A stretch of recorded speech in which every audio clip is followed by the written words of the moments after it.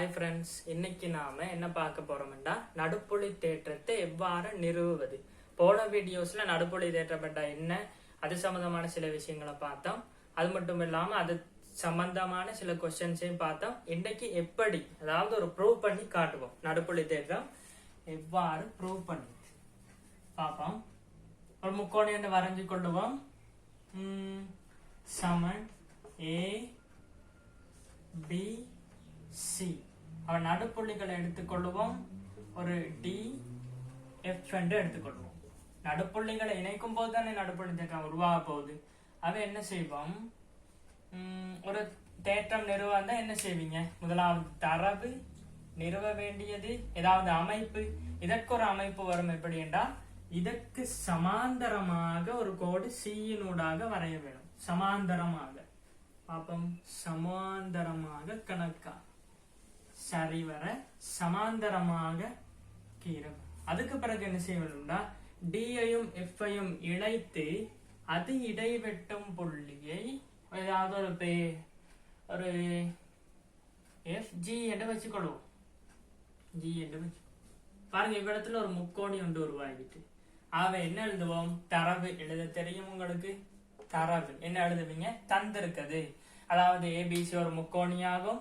AB comma AC ஆகியவற்றின் நடுப்புள்ளிகள் முறையே F comma D ஆகும் அப்படின்னு தரவு. நிறுவ வேண்டியது என்ன, நிறுவ வேணும், நிறுவ வேண்டியது என்ன நிறுவ வேணும்டா, ஆஃப் பிசி சமன் டிஎஃப் என்று நிறுவ வேணும். அது மட்டும் இல்லாம பிசி சமாந்தரம் டிஎஃப் என்று நிறுவ வேணும். அதுதான் முக்கியமான விஷயம். இப்ப நிறுவ போறோம்.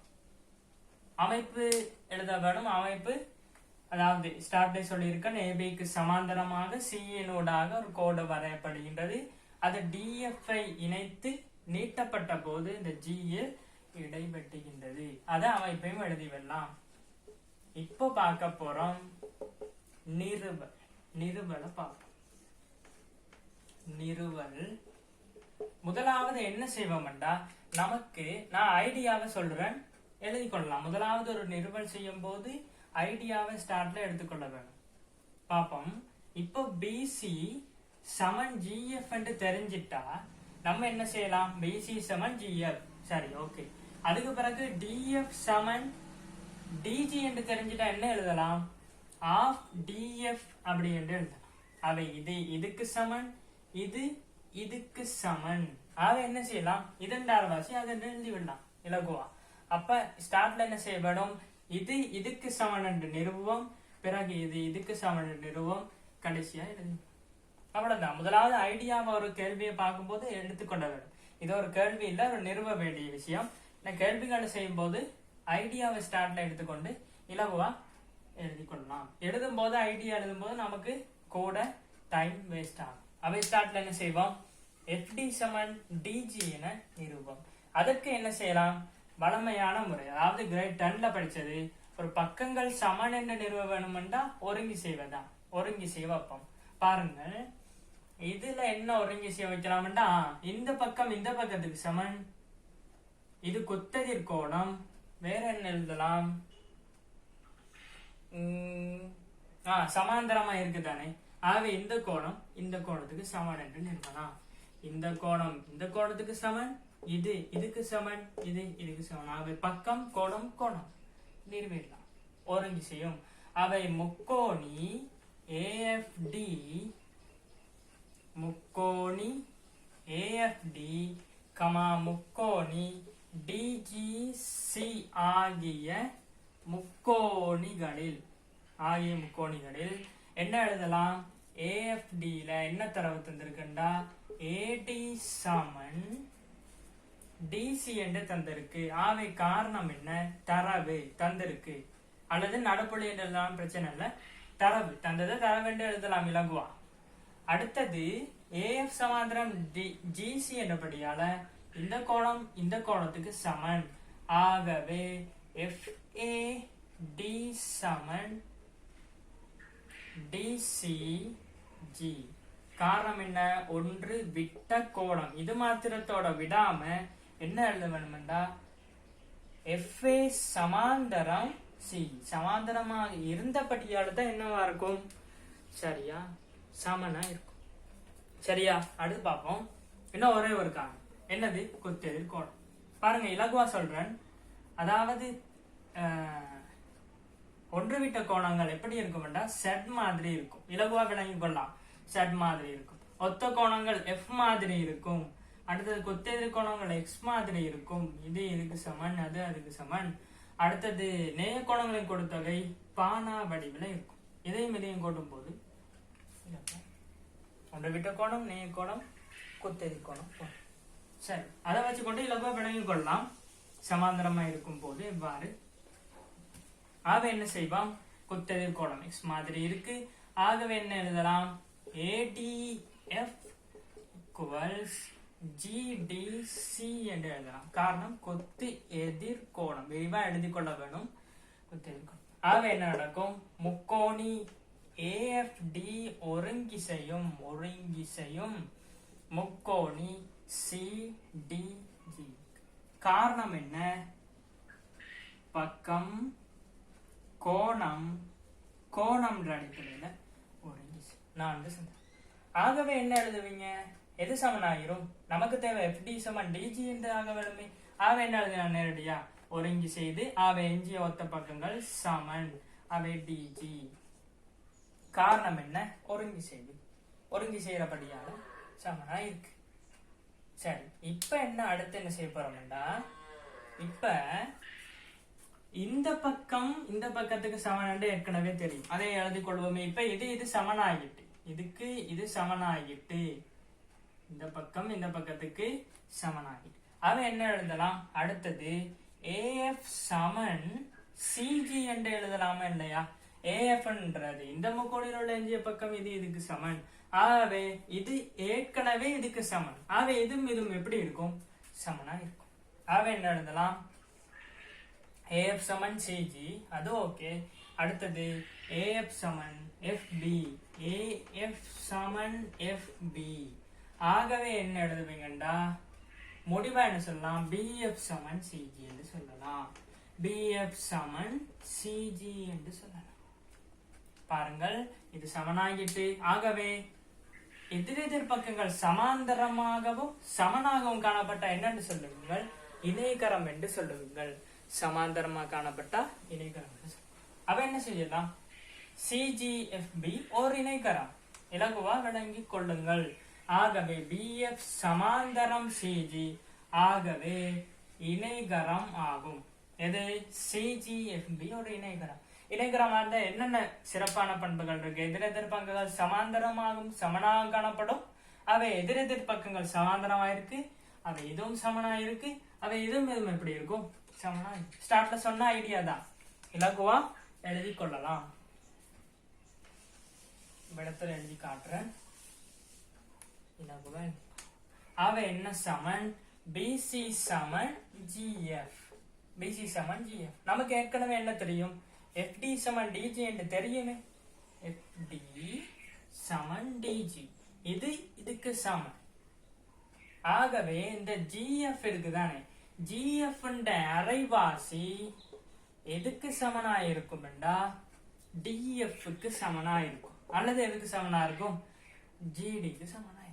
பாருங்க, கிட்ட நெருங்கிட்டோம். நடுப்பொழி தேற்ற நிறுவனுக்கு முடிகிற கட்டத்துக்கு வந்துட்டோம். இப்போ GF சமன் BC, ஆகவே GF க்கு பேர் என்ன போடலாம், BC. சமாந்தரம் ஏற்கனவே நிறுவிட்டோமே, என்ன இருக்கு, BF சமாந்தரம் CG, ஆகவே சரி. இணைகரம் நிறுவிய. இப்போ இணைகரம் எப்படி இருக்கும், BC சமாந்தரம் GF. இலகுவா விளங்கி இருக்க வேண்டும் நினைக்கிறேன். சின்ன விஷயம், அதாவது நடுப்புள்ளிகளை இணைச்சி ஒரு சின்ன ஒரு விஷயமாக. இப்போ ஒரு கேள்வி ஒன்று பார்ப்போம். நல்லா விளங்கி இருக்க வேண்டும் நினைக்கிறேன். நிருபல் பெருசா கேட்கறது இல்ல, இதை நல்லா விளங்கி கொண்டீங்கன்னா அந்த தேற்றம் இலகுவாக விளங்கும். இதுவரை எழுத சொல்லி வரப்போறது இல்ல, பட் ஆனா விளங்கி கொண்டீங்கன்னா மிகவும் இலகுவா ஒரு கேள்வியை செய்யும் போது இலகுவா விளங்கி கொள்ளலாம். அதுக்காக தான் நாம நிறுவி காட்டுறது, ஒரு விஷயத்தை ப்ரூவ் பண்ணி காட்டுறது. சரி, கேள்விகளுக்கு போவோம். வளமையான முறையில ஒரு கேள்விகளை முக்கோணி P ஆனது முக்கோணி ஒரு புள்ளியா ஆவே P ஆனது ABC யின் உள்ளே என்று தந்திருக்கு. ABC யின் உள்ளே உள்ள ஒரு புள்ளியாகும் AP CP BP அவை நடுவுல P இருக்கு. ஆகவே அதை இணைச்சிருக்குன்னு சொல்லிருக்கு. படம் தந்திருக்கு புக்லே ஆகும். ஆகிய பக்கங்கள் நடுப்புள்ளிகள் முறையே x y z. நடுப்புள்ளிகள் முறையே x y z. ஆக என்ன சொல்லியிருக்கா BAC சமன் XZY ACB சமன் ZYX. அதாவது இந்த கோணம் இந்த கோணத்துக்கு சமன் நிறுவ வேண்டும், இந்த கோணம் இந்த கோணத்துக்கு சமன் நிறுவ வேண்டும், இந்த கோணம் இந்த கோணத்துக்கு சமன் நிறுவ இலகுவா நிறுவிடலாம். நடுப்புள்ளி ஆகவே நடுப்புள்ளி தேற்றம் என்ன எழுதலாம்? இதை இணைப்போம். ஸ்டார்ட்ல அமைப்பொண்டு வரும். இதை இணைக்க வேண்டும். இணைச்ச பிறகு என்ன சொல்லலாம்? இது இதுக்கு சமாந்தரம், இது இதுக்கு சமாந்தரம், இது இதுக்கு சமாந்தரம். நடுப்புள்ளி தேற்றம். ஆகவே என்ன எழுதலாம்டா, இப்போ சமாந்தரம் இருக்கிறபடியால் என்னென்ன விஷயங்கள் நம்ம எதிர்கொள்ளலாம்? ஒன்று விட்ட கோணங்கள் சமன், ஒத்து கோணங்கள் சமன், நேய கோணம் கொடுத்தொகை 180. ஆகவே இந்த கோணமும் இந்த கோணமும் எப்படி இருக்கும்டா சமனா இருக்கும். x z p சமன் CAB. இது காரணம் நடுப்புள்ளி தேற்றம். அது மட்டும் இல்லாம xz சமாந்தரம் AC ஆக இருக்குது. காரணம் என்ன? ஒத்த கோணம். நடுப்புள்ளி தேற்றம் கொண்டு வராம ஒத்த கோணம். இதுக்கு முதல்ல நீங்க எழுதிட வேணும் சமாந்தரம் என்ன காரணம்டா xz சமாந்தரம் xz சமாந்தரம் AC நடுப்புள்ளி தேற்றம் ஆஃப் AC equals xz. இதே போல் எல்லாத்துக்குமே வரும். அதே மாதிரி அதை நரவாசி அது சமாந்தரம், இதை நரவாசி இது சமாந்தரம் இளம்பன். இப்ப என்ன செய்வோம்? இது இதுக்கு சமன், அதே மாதிரி இது இதுக்கு சமன். அதுக்குரிய காரணம் என்ன? ஒத்த கோணம். PZ விடத்துல என்ன எழுதலாம்? YZP என்று வரும். XZP YZP YZP என்று வரும். YZP சமனா இருக்கும், BAP க்கு சமனா இருக்கும். BAP க்கு சமனா இருக்கும். அதுக்குரிய காரணம் ஒத்த கோணம். XZ சமாந்தரம் AC. ஆக என்ன செய்வோம்? வெளிப்படை உண்மைகள் கிரேட் 9ல படிச்சிருப்பீங்கள். வெளிப்படை உண்மைகள் படி என்ன செய்யலாம்? இதோட இது இதுவும் சமனா இருக்கும் போது இங்கால கூட்டுறதும் சமனா இருக்கும். A சமன் B, இங்கால செய்ய கூட்டணும்டா இங்காலையும் செய்ய கூட்டணும். ஆகவே நேரடியாக இதையும் கூட்டுவோம். XZP plus YZP equals CAB plus BAB. ஆக இதுக்கு மேல என்ன எழுதலாம்? XZP இங்க இருக்கு. XZP இந்த கோணத்தோட YZP இத கூட்டம் என்ன வரும்? XZY வரும். இத கூட்டம் என்ன வரும்? BAC வரும். சமனா நிறுவி அதுதான் கேட்டிருக்கு. BAC சமன் XZY என்று கேட்டிருக்கு. சரி, அதே மாதிரி இதே போல் திரும்ப எழுத வேண்டிய அவசியம் இல்லை. இதே போல் தானே அதையும் எழுதுறோம். ஆக இதே போல என்ன செய்யலாம்? அடுத்தது சமன் காட்ட சொல்லி இருக்கு. ACB சமன் ZYX என்று காட்ட சொல்லி இருக்கு.